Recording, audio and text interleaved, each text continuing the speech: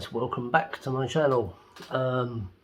Today I thought I'd do a short video on audiophile quality records. Now, you know, when you're buying a MoFi, a mobile fidelity record, or an analog productions record, you're paying top money for those. You end up paying north of 40 or 50 pounds for either of those. If you buy them new, if you buy them on the secondary market, you can probably add another 30 pounds onto those values. You know, I paid on the secondary market. I won't shy away from the fact that I paid. Where is it? I paid about £60 for this on the secondary market. I bought it from America. I had to pay about £10 shipping, £15 shipping. So it's £75 in total. This is the mobile fidelity. It is DSD, we know that now. But it still sounds fantastic, and it's all mono, and it was mastered from the original mono master tapes. Transferred to DSD and then cut through an analog system to disc. But this is not cheap, you know. So what do we do if we want audiophile records but for not much money? Well, hopefully I'll be able to give you a flavour of some of the records in my collection, which I've got. I've got I've got 6 records here, which in my opinion give audiophile quality, but without the audiophile price tag. These are all 6, with the exception of one of them. These are all analog as well, all of them. One of them is digital, but you'll know that one when we come to it. So, you know, these are really good sounding records for many different reasons. It could be that they were recorded really well, or they were then mastered really well. And in sort of three of them here, for sure, the mastering was done by a top mastering engineer. And I shall detail those as we get to them. So, without further ado, let's crack on with this video. Right, so the first one that I'd like to talk about is Avalon by Roxy Music. This was recorded in the early 80s, 1982. This was not only recorded well, this is all analog, it was recorded in 1982. It sounds epic on a good system. It's got lots of bass on it, but lots of high end, really good. Mastered by Bob Ludwig, so a brilliant mastering engineer. Really well made record, and sounds excellent. You can buy this for, like, in VG plus condition, you can buy this for £10–15. I paid about 20 for this. I think this is near mint. The actual record's near mint. This jacket is VG plus. I paid between £15 and £20 for this about 18 months ago, 2 years. But yeah, it's definitely worth checking out. Avalon, Roxy Music. I think people look on this as more of a Brian Ferry solo album, maybe, but it is still a really good album. I mean, it's got Phil Manzanera on it, so it is Roxy Music. I think it's Roxy. Anyway, but yeah, really good album, so worth checking out. Next one on my list of analog, or this is analog, but on my list of records that I think give you audiophile quality without the audiophile price tag. And this is another one that come out in the early to mid 80s, 1984 it's come out. And we've got Sade, Diamond Life. I like listening to this album if I just want to switch my brain off and have a chill out session.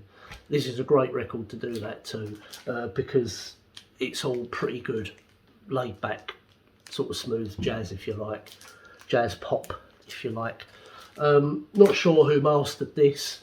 It was recorded in Willesden, North London, at the Powerhouse Studios.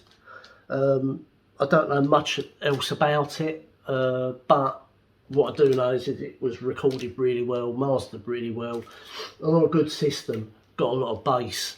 It really tight though, and it sounds really, really good. Yeah, so yeah, Diamond Life, Sade.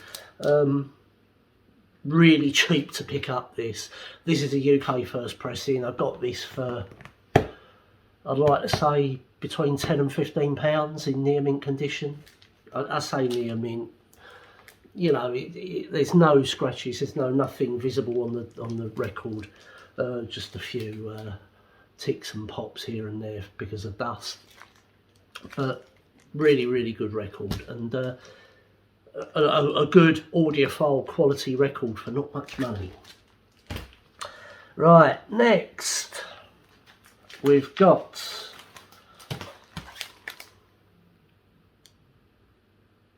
the digital one, the only digital one out of the group I'm talking about today, and it is of course from 1985, Brothers in Arms and Dire Straits. This was recorded, this has gone down as the first all digital recording, mastered digitally, and you know, everything was digital on it.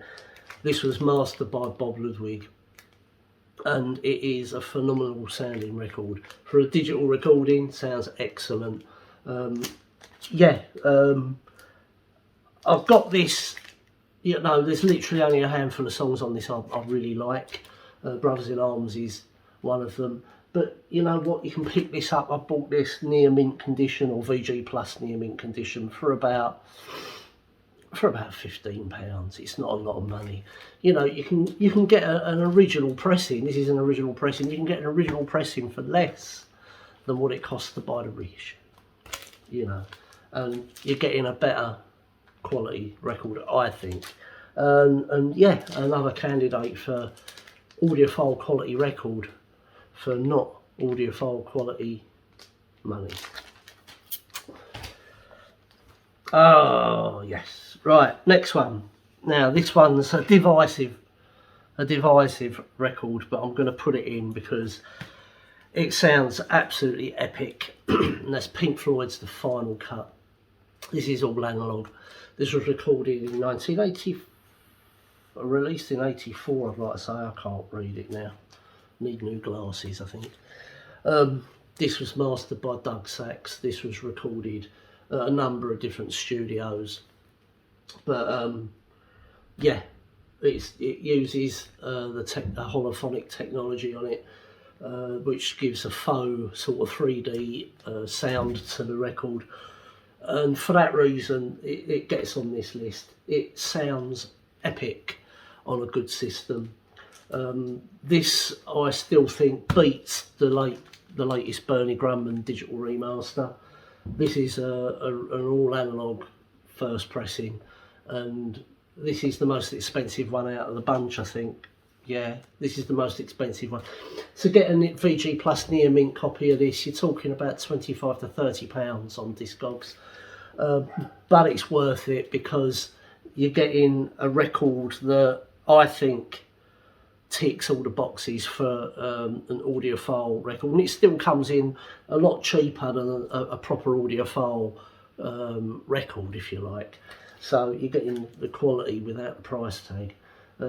Yeah, it's at the top end of the price range of all these records, but it's still a cracking record. Like I say, it's divisive. A lot of people see it as a Roger Waters album. Not getting into that here. I'm taking it for what it is. It's a good album, and it ticks all the boxes for me for sound quality, dynamics. The dynamics on this record are on another level, absolutely on another level. They seem to be lost on the latest Bernie Grumman digital remaster. Don't get me wrong, Bernie's done a great job of that remaster, but there's something not right about it. Something missing. can't put my finger on it, but there's something missing. Holophonics are not right. I did a shootout video of this record on my channel. If I remember, I'll put a link below for it. You can go and watch that if you want. But yeah, Pink Floyd's The Final Cut, brilliant record, all analog, and it's just brilliant. Right, next we have ABC, The Lexicon of Love. I don't know who mastered this, but we all know who recorded it and mixed it and produced it. It's Trevor Horn. And the sound quality of this is an original UK first pressing on the Neutron Records label, and it sounds epic. It sounds absolutely brilliant. This is, I think, the quintessential pop album of the early 80s. It has got so many hits on it, it's untrue. All of My Heart is still, I think, one of the best songs written of the early 80s. Martin Fry's voice, brilliant. There's a ticket from the Albert Hall. I went to see them do The Lexicon of Love at the Albert Hall, so I just slipped the ticket in there so I didn't lose it. But yeah, don't know who mastered this without looking at Discogs. I don't think there's a lot of information as to where it was mastered. But regardless, it sounds really, really good. It's got a lot of dynamics, and it's lots of bass. I mean, there's a lot. It's quite a bass busy album, and for that it needs to have a tight bass sound. It has, and it sounds absolutely brilliant. So yeah, Lexicon of Love, ABC. And then we got the final one. I didn't know where to put this in, but I'm going to put it in. A lot of people out there are going to say, that was recorded digital. No, it wasn't. The Seeds of Love, Tears for Fears. Now, I've just listened to this literally about half an hour ago, and when I was sort of checking some of these records to double check my choices, really, just to make sure that I was making the right choices, I was a little bit on the fence with this to begin with, but there's production choices in this that are absolutely brilliant. Lots of bass. The you know, the sound stage is really good on this. I don't know who mastered it. I'm not sure who mastered it. It's on the Fontana label. This is a UK first pressing. You can pick this up for peanuts now. I mean, you can probably get a VG Plus copy of this for 10 quid.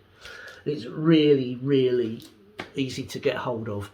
The recent Stephen Wilson remaster is all digital, and the reason I know this is digital, the reason I know this is analog is because when Stephen Wilson was remastering it, he wanted access to all the original master tapes, and they found 90% of the master tapes, but there was some of the tapes for the sound effects for the beginning of Sowing the Seeds of Love were missing. They couldn't find them. So what he had to do was he had to essentially rip them off a digital source and splice them in to his recording software, because he couldn't get the original stems, the original tracks. So he transferred, he's gone on record as saying that he spent time transferring the original multi-tracks onto the digital of this. So it's all analog, and this is what, 1989? 1989? Yeah, 1989. So this was like, digital was well in by now, but Tears for Fears, still recording analog. This sounds phenomenal. This is a really, really good sounding record.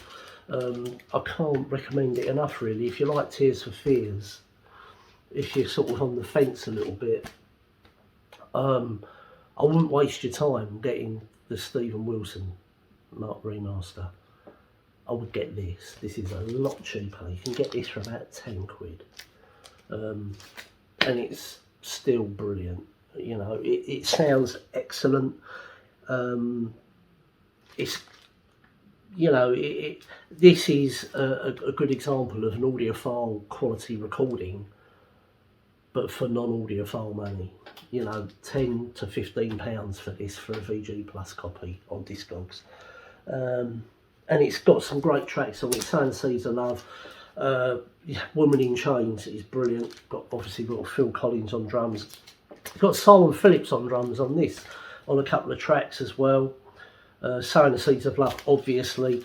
My favourite track is, I can't think of the name of it now. What is it?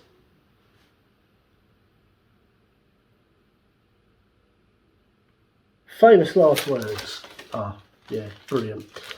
But yeah, so Tears for Fears, Seeds of Love, another record that you can get that is audiophile quality, but for not audiophile money. So with that, that's the end of this week's video. I'm putting this up early this week. I've got a busy day tomorrow, so we'll leave it there, and I shall catch up with you later, and hit like and subscribe, do all the usual stuff, and I shall see you in the next one. Cheers, bye bye.